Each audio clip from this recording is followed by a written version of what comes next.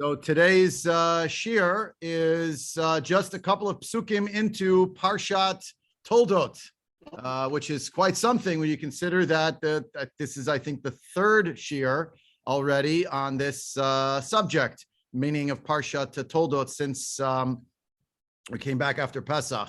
No matter, we have a lot to talk about.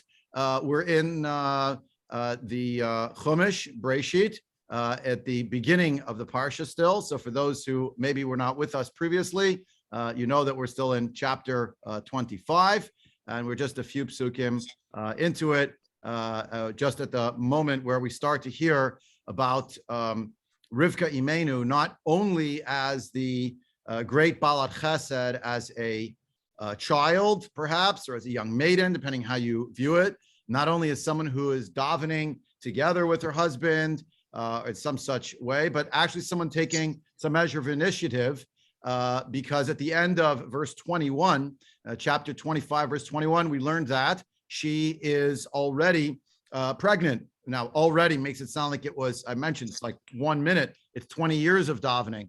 We know that because it says at the beginning of the Parsha that that Yitzchak was 40 when he got married to Rivka. It does not tell us Rivka's age. And that's where all the midrashim come from about her possible age.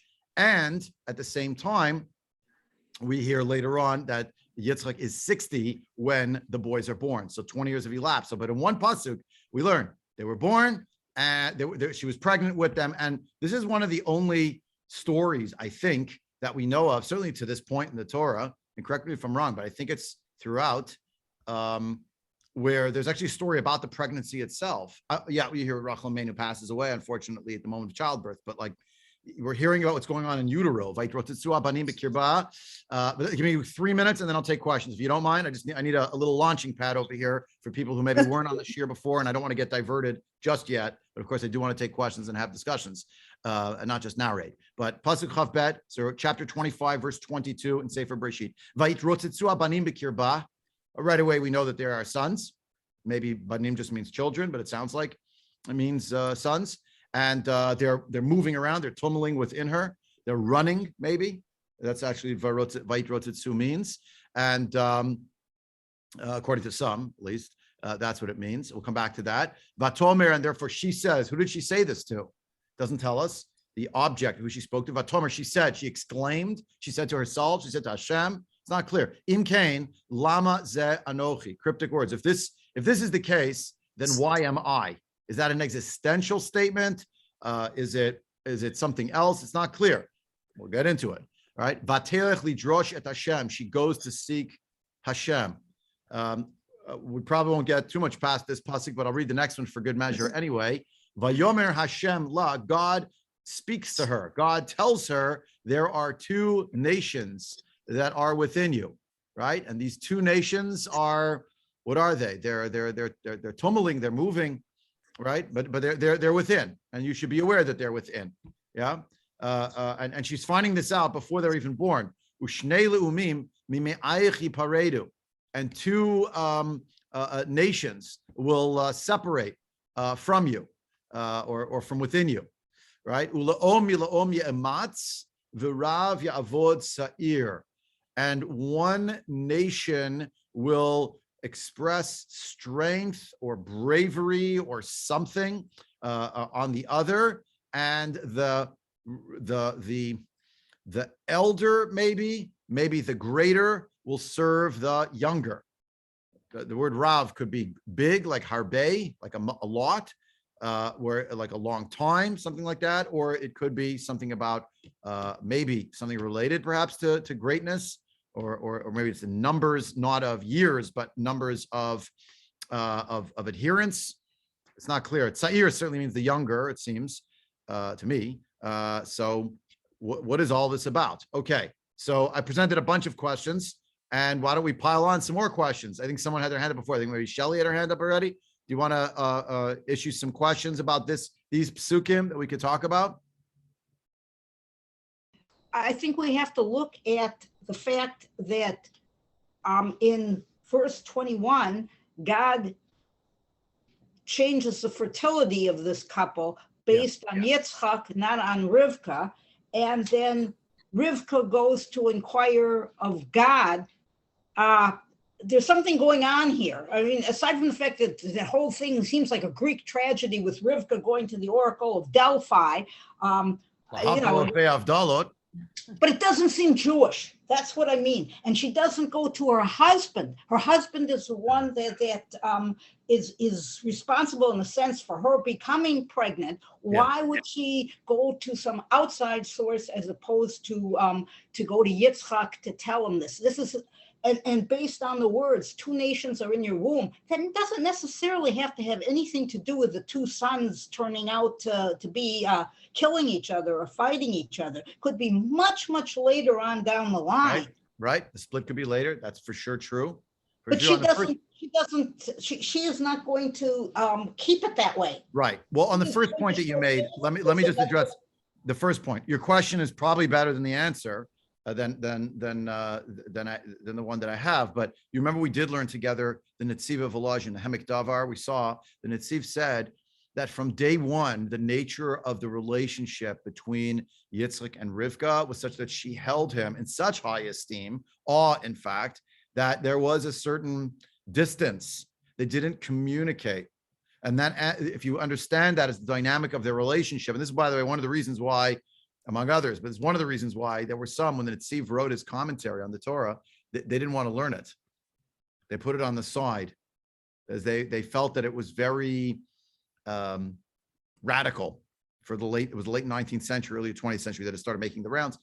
He wrote it, I mean, he passed away in 1894, 95, something like that. So the fact that the Sefer was making the rounds, people said Rivka and Yitzchak didn't have great communication in their marriage. What does that mean? How are you to say?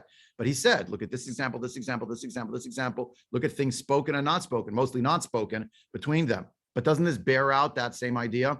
She couldn't go to her husband. Why not? It's high and mighty. They davened for 20 years. They got what they wanted. So then what's her reaction? For Sarah Imenu, we learn about Sarah hearing news. She's laughing. Batitzchak Sarah Bekirba. We find out maybe some of that laughter might have gotten her in trouble, but she does. The child's named Yitzchak. You come to Yitzchak and Rivka, she didn't say it to her husband. I think the omission, the lack of an object, she is the subject, she spoke, but who did she speak to? She's going to said it to herself, right? She's not saying it, I don't think, to Hashem, because the next words are Baterach Lidrosh Hashem. She went to go seek God. Right, so she obviously didn't have the answer, according to earlier sources already, Rav Sajigon already says she was asking, like, so then why am I pregnant if I have to deal with this, right? The idea of the Vait Rotzitzu, and what is the Hit Rotzitzu? What does it refer to? So it probably refers to running. But there are those, Sajigon here again, he says, you could say that if you look at the 2-lettered root of Larutz, Reish Tzadi, usually in Hebrew we say there are 3, but Rabbi Yonah Ibn Janach and others held really there's only 2 letters in a root. Shamson Rafal Hirsch would pick this up. So Ritza, running, Ratzon, will, right? Some kind of ritzui, like something that's being paid out, that we'll have in Parshat Bechukotai, Az Teiratzeha Aratet Shabtotai, it'll get its recompense. Something that's ratzutz, is something that's split, maybe ishuk, some kind of oppression, but really would mean some kind of oppression that bespeaks almost a corruption. Et mi ratzoti, from the book of Shmuel, Shmuel says to the nation in a moment of grief, who did I, at mi ratzoti means like, who did I oppress, but usually in the manner of some kind of deceit. And maybe dechika, he says, it's like something pushing. And then he uses the example also of in the book of, I believe it's in Yechezkel, I believe that's where the expression comes from, kivrakim yirotzatsu, like there's something like lightning that's flashing back and forth, havraka, something back and forth. So there's like 7 reasons for this, and they're all contained, maybe in this word, They hurt her. They oppressed her. They were coming after her. Maybe they were running. They were moving. They were flying back and forth. Whatever it is, her reaction is, if this is what it's about, then why am I pregnant? For 20 years, you daven for it. It's, you put, there are ladders outside on the building now. Make sure you put your ladder on the right building when you're trying to climb a ladder. You know what I mean? You climb to the top and you get there. I didn't want to climb this ladder. So why did you put it on this building? Wrong building. So what she wanted to be pregnant. Now she's pregnant. So there is a question there. Yeah. From this, the Bali Medrash understand to open the door, there was something unnatural going on, something strange, something beyond the ken of the normal pregnancy. That's where Chazal have this idea, and Rashi quotes it right here. If you look in Rashi, right here on this first page, right? Vayit Rotzatsu, Rashi says, Al Korcha Mikra Zel Mer Darsheni, against your will, you the reader, the text of the Torah says, figure it out, understand it on a deeper level. You need some exegesis. Why? Shestam mahi ritzitza zu. Because just like that, what is ritzitza? The babies are kicking. Babies always kick. So it was twins. So there's extra kicking. Like that's the issue. It's not clear. What is ritzitza? The katav, therefore, it explains that she said, Im kain lama ze anochi, and that's where Chazal had sort of the door was opened. Again, I'm not suggesting it didn't actually happen historically that way. It could have, but I don't take it as an article of faith that it must have happened that way. But to understand it this way, what's the Medrash? Everybody knows the Medrash. Lashon Ritzah, it was running. Who's running? Over al Pitchei Torah, she passed by a doorway where Torah was being studied. Whose Torah? The Torah of Shem ve'Aver. Remember, Shem and Aver have some kind of a Torah. Now, it's not a Torah scroll. It's not the Torah that we have. Some kind of a Torah, a teaching, comes from Adam through Noah, goes through the generations. At Yaakov, Ratz Mefarches Latzeit. So Yaakov is trying to get out. Overet al Petach Avodah Zarah, she passed the place of idolatry. Ve'esim Mefarches Latzeit, and Esav's trying to get out. So help me out here. Right here, isn't this right away stretching or straining credulity? It presupposes that feti, maybe is the plural of fetuses. I'm not even sure. Right? They already know who they're going to be. Talk about determinism. They already have an awareness of what's going on outside the womb. They know where they are. They have an awareness. They're sentient to the point where they understand where they're here and they're there. And therefore she's aggrieved. She doesn't understand what's going on. She doesn't know, right? She doesn't understand it. Let me just say one more sentence, or Rochelle's waiting, but give me 1 second. Say one more line of Rashi, because this is going to be sort of a counterbalance. And here we are. We just, by the way, just saw methodologically, Rashi give us an example here. We don't exactly know what Vayirotzetsu means. Some kind of running. There's something that must be unnatural. How do I know? Because look how she exclaimed, if this is the case, then what am I? What's this about? Right? So, and Rashi will go on to explain, Im Kain means, if I have gadol tsar ha'ibor, I have such great pain in my pregnancy, lama ze anochi mit ava umitpalad al herayon. Why do I desire and daven so much for pregnancy if this is what it's about? Okay, now, the one piece I left out, though, is Rashi gives you two understandings of this pasuk. One of them is what I just said, the Medrash quotes the Medrash. The other one is davar acher mitrotzatzim ze im ze. The two fetuses or feti are actually fighting with each other. Umerivim benachlat shnei olamot. They're having a fight about the two worlds, about who will inherit the two worlds, two brothers in utero in conflict. In one case, they don't know from each other. This one wants to go that direction. This one wants to go in the other direction, but they have some kind of external, awareness, etc. Right? But at the same time, there's another possibility in that they have only their internal world, but already they're in conflict with each other. Both of these are obviously midrashic. Neither of these is the pshat. The pshat is there was pain, and she said, "Well, I'm in pain. So why am I in so much pain? Why am I so much in pain?" In fact, Rashi's grandson, that's what he says. This is their running. There's kicking. And that's what was happening. So she wanted to find out. Okay, let me take some questions, comments, starting with Rochelle, who's here in person. And then if anyone else has their hand up, I'll take the questions on the phone. Oh, Karen's waiting. Okay, give me 1 minute. Rochelle first, please. She says it, the way she says it, it's that Rivka had nevuah from Hashem already before she even went to see anyone. That these children were going in different directions and the conflict. She knew. And so she's already saying, why did I daven so much? And here I've got them, and even before they're born, They're already fighting. Now I know they're already fighting, and there's going to be sorrows from the two children. Great. Who did they quote it from? Who's that quote? That quote that she already knew before. Well, she had prophecy. The same brackets there. Who said it? It was just no. That's what I said. Oh, you're saying. But where do you get the idea that she knows already they're in? I mean, she's saying because she feels the kicking inside. And she knows it, and they did say that there was some kind of nevuah that there was something that's going to happen wrong there. Yeah, and the question is the conflict an internal conflict between the brothers, which of course as many people already know very obviously, just on the level of pshat. Sefer Breisheet is very much about brothers learning to get along. Cain and Hevel, Yishmael, Yitzchak, Yaakov, Esav, obviously Yosef and the brothers, and finally Menashe, Ephraim. And then you come to Sefer Shmot, and it's Moshe and Aaron, and Nadav and Avihu, brothers and brothers, you understand? Yeah.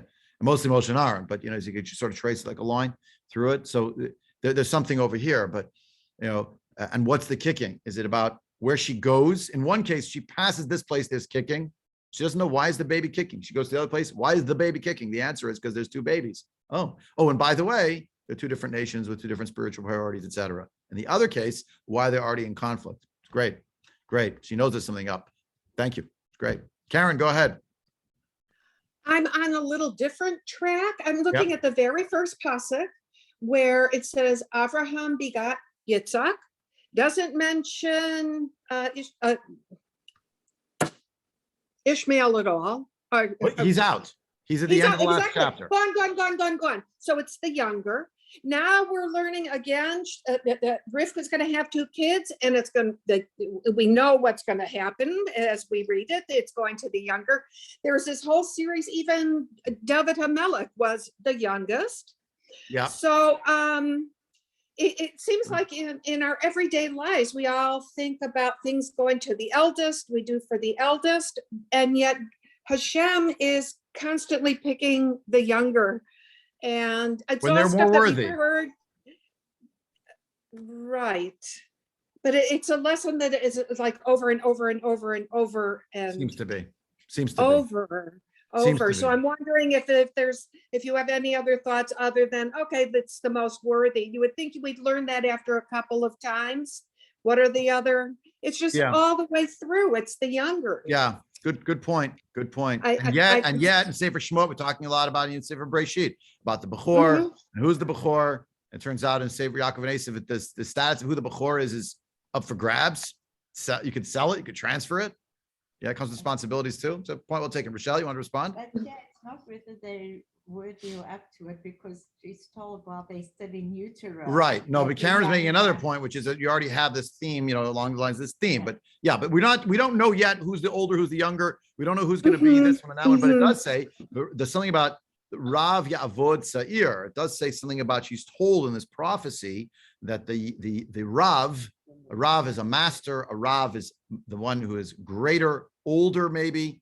Interesting. It doesn't say the Bechor. Doesn't say the Mevugar. That would be modern Hebrew, but it's a Rav, and then Ya'avod Sa'ir will serve the younger. That's the working translation I gave it, but we'll see there are other translations possible there as well. Like that. But thank you. The Ibn Ezra here on this this section, she just doesn't know what to do with herself when they're kicking. And her first line for the Ibn Ezra, at least in his Perush Aroch, as it's known, he has two commentaries. She doesn't go first to ask Hashem. She goes to ask other people, and she asks other women. She asks them, "V'hisha Allah nashim sheyaldu." The other women have already had children. Imira lahem kach. Was it like that for you? But tomar no lo. And they all said, no, not like that. So that's why it says Vatomer im kain. If so, It's not if so in the kicking, it's if so, zeh davar b'minhag. If this is the way it's supposed to be on the minhag, so why am I in a certain imzeh? So lam zeh anochi beherayon meshuna. Why is my pregnancy meshuna rather? Why is my pregnancy a strange one? Why is it weird? Why is it bizarre? I'm worse than other people.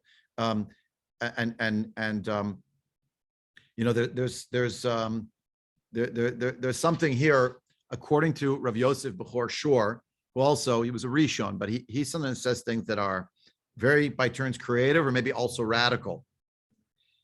He says she was worried about a miscarriage. There's so much kicking, she feels contractions. She says, not time to give birth yet.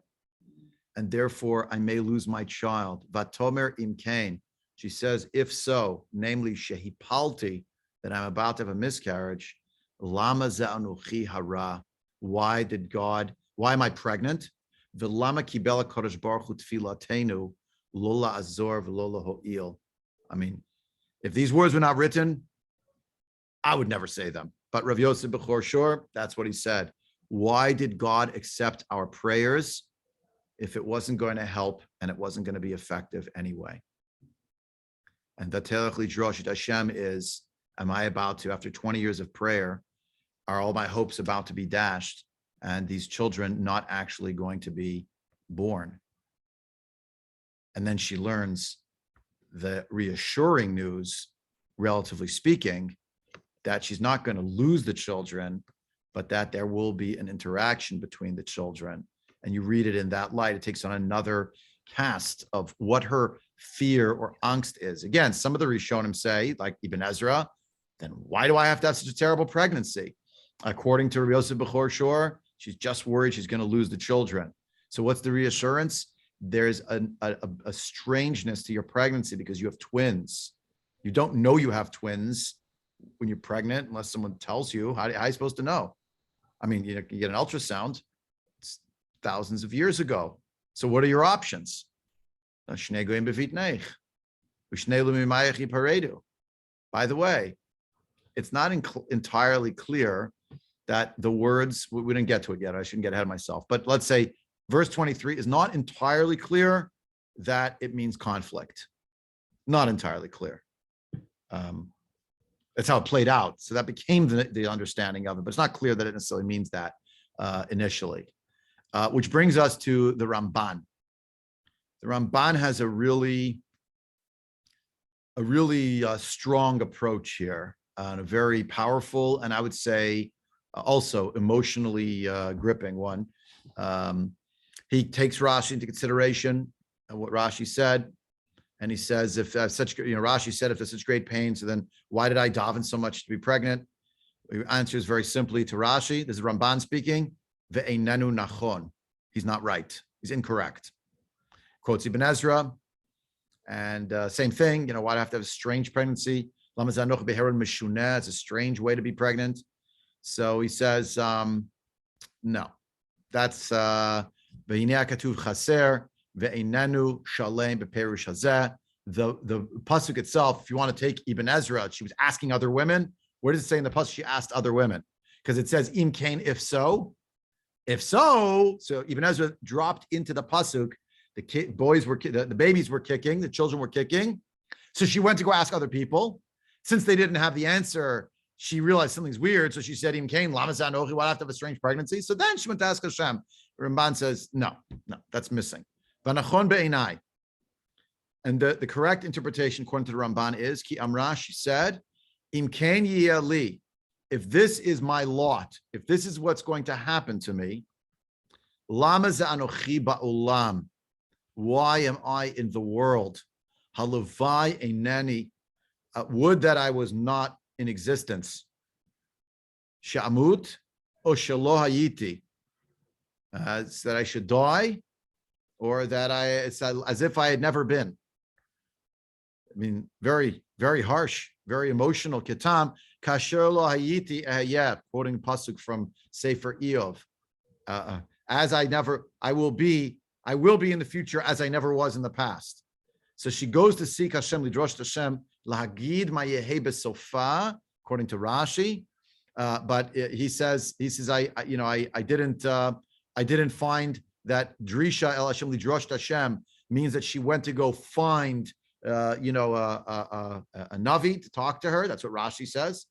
Lidrosh, V'terach Lidrosh means to be Doresh is to understand something, to seek. So she went to the Beit Midrash of Shem, Lidrosh Hashem, that, in other words, to ask God, but by asking his Navi, to asking Shem. Again, the same question that Shelley had before. So no, she does Yitzchak. He's the Gadol Hador. She went to go ask Shem, another great Gadol, but why don't she ask her husband? Ayin Sham, the Netziv. But the Ramban says, no. You know what the Drisha is? V'lamatzati Drisha Hashem rak lehit palel. V'telech lidrosh Hashem means she went to go daven. She went to go daven that she has a reality that this pregnancy has caused her to ask existential questions about what does it mean to be alive? And why am I alive? Why am I in the world? What's my purpose? I.e., because the children, the babies are kicking before it, because it's so painful, because it's so challenging, whatever the reason is. But why? If this is this is going to be my lot.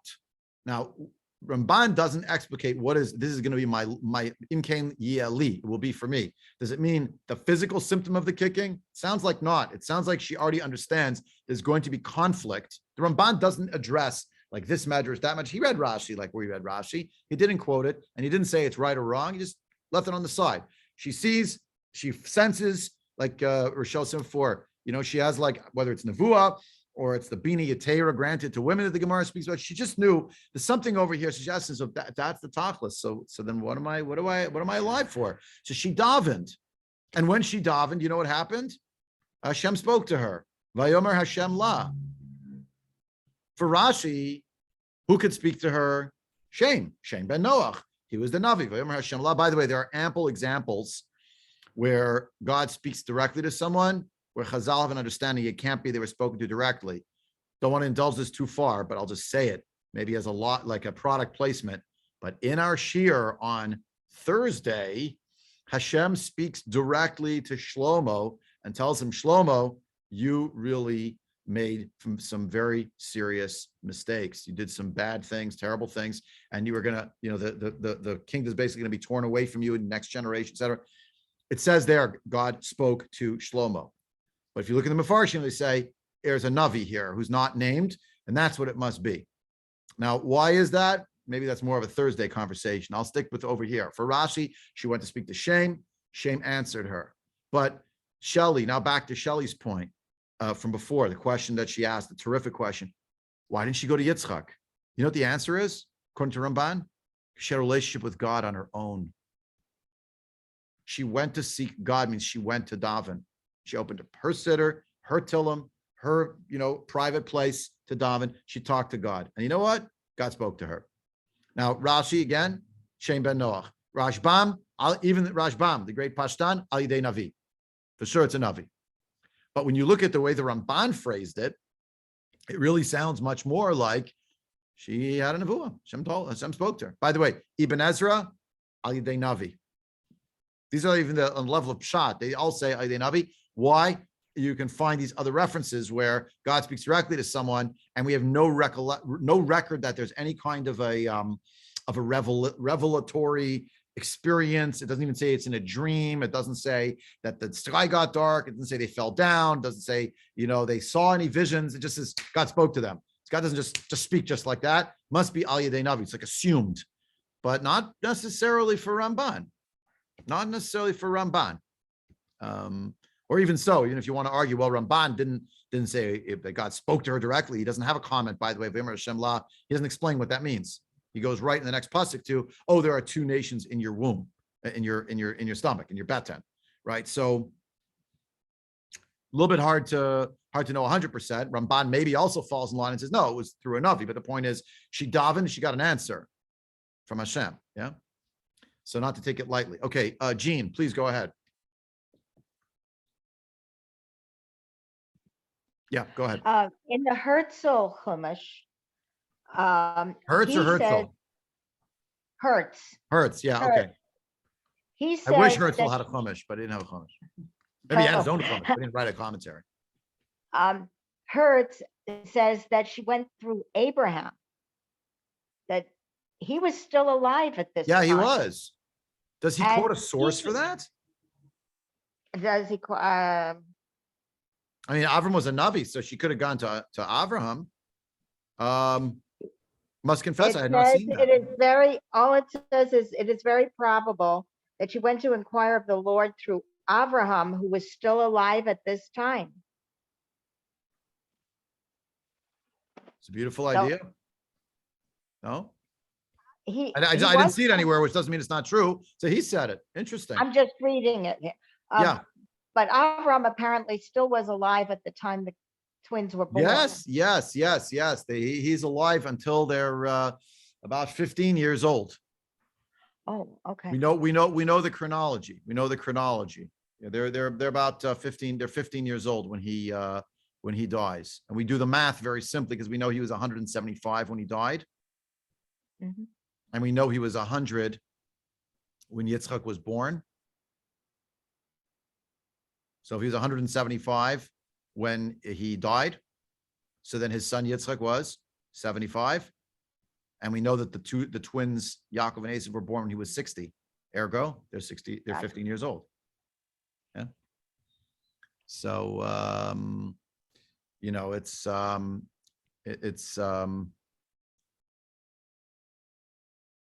know, it's something to consider that maybe she went to Avram. Interesting. I didn't see it written anywhere, but you know, just kind of says she went to go find a Navi, according to all of them. Ramban makes it, just says just davening. That's the answer. So by the by, I left out, while we're just on this pasuk, one more thing, which is the Seforno also has this idea about some kind of fear of death, but maybe of the death of one of them. And if one of them it dies, then that will put me in danger of dying when I'm giving birth. This will be a live birth and a stillbirth, and that would be very dangerous, apparently. So she says, so lama ze anochi means, why did all of my relatives keep giving me brachas that I should have children? And why was my husband davening for me so much for this? It's related to the Rabbi Yosef Bechor Shor, but Rabbi Yosef Bechor Shor really makes it about, what's the word? A cry of pain to Hashem about Hashem. You know, why did you put me in this circumstance if this was going to be the end?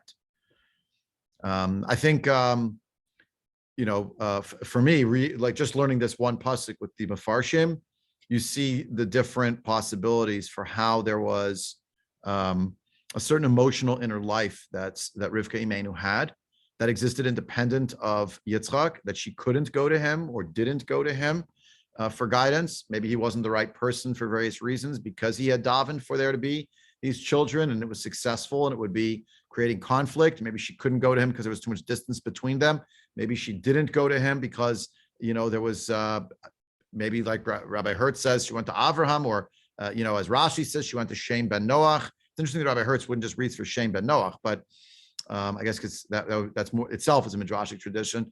And the idea that she went, remember, whenever we see someone went somewhere, so she went somewhere physically, but it could also be she went to a task. We had in Parshat Chayesar at the beginning, Vayavo Avraham lispod l'sarav v'livkota. He arrived in order to do this, but not all the Mefarshim were so sure that it had to mean he was in another city. It could have meant he arrived to the task. He arose to the task. So, she went to go seek God. And certainly, according to Ramban and others, she is talking about an independent spiritual life, if you will, in the sense that she could talk directly to Hashem and Hashem would answer her. So it goes, you know, in terms of that pasuk. Always more to say, but you know, let's move on. By the way, for the Ramban, I should also mention the fact that the reality that this pain was being caused to her led her to a certain existential question: why am I alive? You know, why do I have to suffer with this Hirayim Meshuna that Ibn Ezra said? He said, well, it can't just be that. She said, Im kain yi eli, if this is what it's going to be. And if this is like setting up, I read it as if this is what I'm going to have to deal with, i.e., this is a harbinger. Shelley might here chime in the word omen, that in the future, going to be great conflicts between them. So then why am I alive? I have to live with this. And what's the next pasuk? Hashem tells her through the Navi or whatever it is. Here's what it's going to be. It's going to have Rochelle has her hand up in here, and then Shelley. Go ahead, Rochelle. It says here from Gur Aryeh Yeah. that he said that you didn't tell Abraham or Yitzchak about the predicament because she felt it might be a sign of sinfulness. Of Oh, excellent. Thank you. Gur Aryeh is the Maharal of Prague. Thank you. That's in the footnote on the art scroll. Hadn't seen it. I didn't pull it up here in front of me. Okay. According to the Gur Aryeh, quoted in art scroll, she was worried that if she went to them, they would say, well, it must be because you're a sinner. You did something wrong. And therefore it's like some kind of punishment. Wow. Wow. Yeah. Wow. That's heavy. Okay. Thank you. Thank you for that. Shelley, had your hand up. Go ahead, please. The fact that she seems to be so almost, she's got a loss of faith. And so, and remember, her death is not recorded. I can't help but think that there is some kind of relationship to this, that her lack of faith in things going good. Oh, why is this happening to me? You're kvetching. Whereas we don't seem to see that. We don't see that with Sarah. We don't see that with Avraham or Yitzchak. Can I respond to that? I think there's something here in what you're saying that's very important, but I'm going to shift it a little bit, only because the next pasuk, the next words in the same pasuk is, and so she went to go seek assistance or guidance. I would say it maybe, if you want to say it that way, it's what Moriva Rabbi Rav Yehuda Amital Zatzal was a Holocaust survivor, unfortunately lost his whole family, and came to Eretz Yisrael, whole story. So he liked to quote from time to time from one of the medieval Paitanim, one of the medieval poets, essentially, who wrote liturgically that the idea of Mimcha Elecha. Sometimes a person feels they're running away from God toward God. And they live in that contradiction. Like on one level, they're running away. They have to. They're scared, or they don't know what to do with themselves. They feel like it's not from it. I can't deal with this, but I'm running to Hashem at the same time. And just look at that pasuk. I mean, you're right about the demeanor. By the way, that does come up later on as well. For her, it comes for Rachel as well. A certain, sometimes there seems to be almost like a pessimistic, or I think the technical term would be a lachrymose approach to things with Rivka. We don't find laughter as far as I can tell, right? With Sarah, we do, right? But with Rivka Imenu, she's still clearly a great tzaddiket, and the reality even of the pasuk before, that he was davening l'nochach ishto. We saw some of the commentators said that it was facing her because she's also davening, right? That's the opinion of many. Right? That's what Rashi is saying. That's what many of the commentators are saying on level of Pshat and Medrash, both. But even on the level of Pshat, they're all davening. So, and her prayers were also answered. More his than hers, but not that hers were zero. But his were answered first because the tzaddik ben tzaddik. We talked about that last time. But here, where she has this exclamation, I'm pointing out, Im kain vatomer. Who did she say it to? That was not the prayer. That was vatomer im kain lam zanochi. So why am I? What is this? Tsar, what do I do with this? And her next reaction, the level of pshat is, Batelech lidrosh et Hashem. By the way, Ibn Ezra's comment that she went to go ask other women, you could say Ibn Ezra might have argued, he doesn't say this. I'm making this up sort of to defend him. Why isn't it in the pasuk? Because a person of faith has the strange pregnancy. You don't go ask other people to compare notes about Teva. You ask God. Immediately. No, but you have to do something natural that she. No, that makes Ibn Ezra, to defend Ibn Ezra, we're always supposed to do natural preparation. If you like Ibn Ezra, good.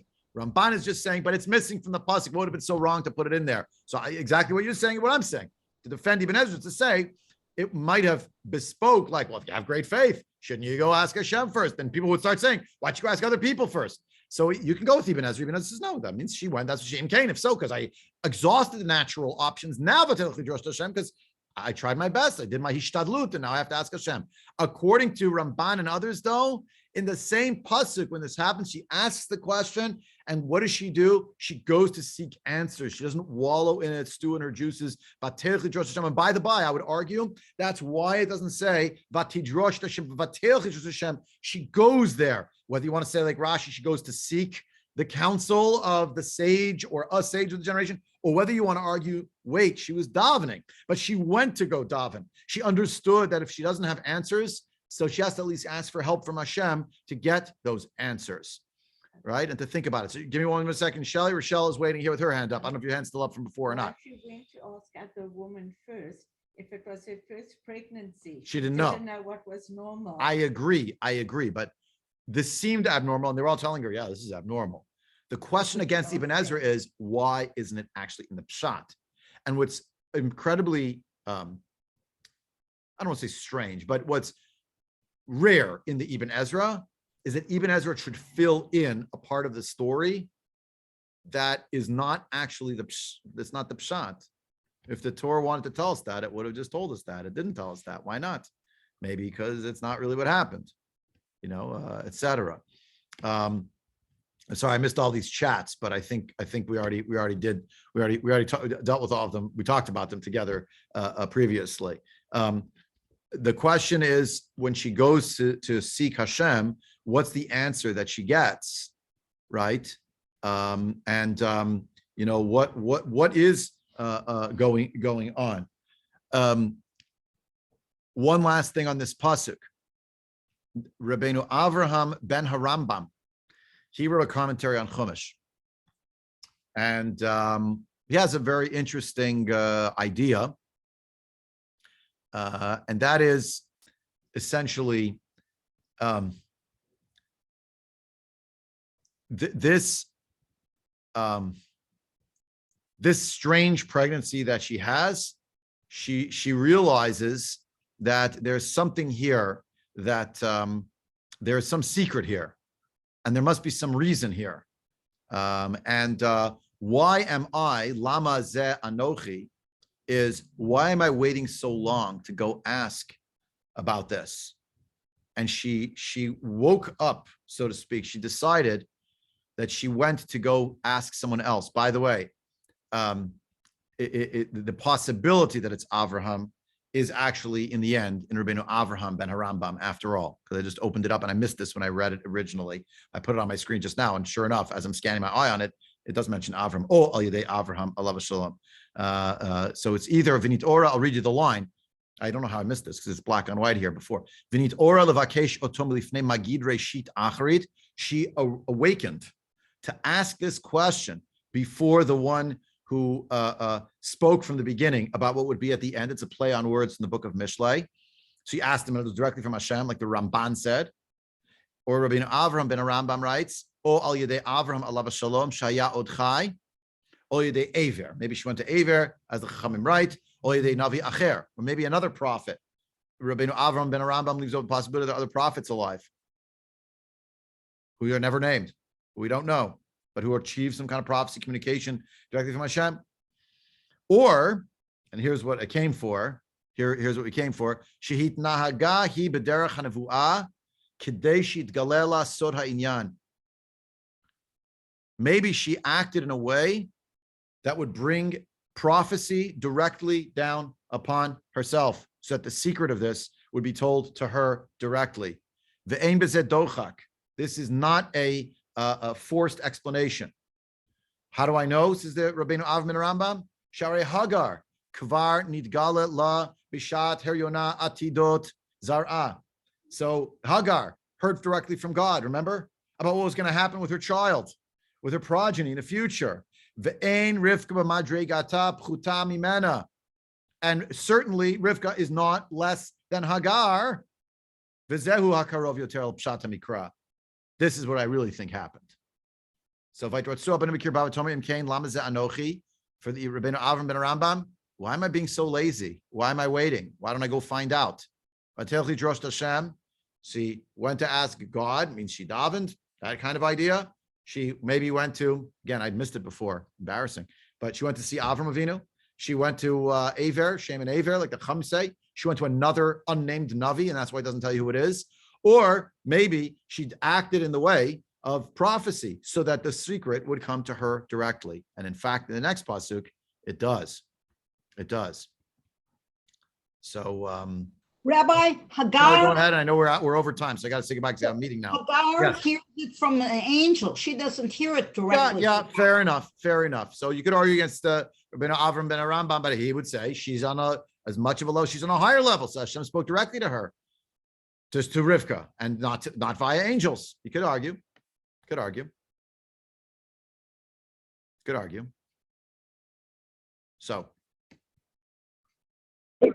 So it goes. One last thing, Helen, go ahead. Closing comment. Her genetic background, she is not a sinner, but suddenly she's scared Yes, about the genetic for makeup. sure. Oh And, yes, that's coming. And That's now coming. she's scared. That's coming. That's coming. Don't you worry. Don't you worry. Yeah, that is Okay. absolutely coming. We'll get there. We'll get there. I'm going to let everyone go because we're going to Okay. meeting. Next week, there is a chance that we will not have class. I will only have confirmation probably by the end of today, maybe tomorrow morning. So look for an email on it to confirm whether or not we're having a shiur next week because it's still up in the air. Good chance we're not going to have shiur next week. We'll resume the following week. Okay. Adkan for today. Wish everyone a great day. Hatzlacha Rabbah. Toda Rabba. Be well. Take care.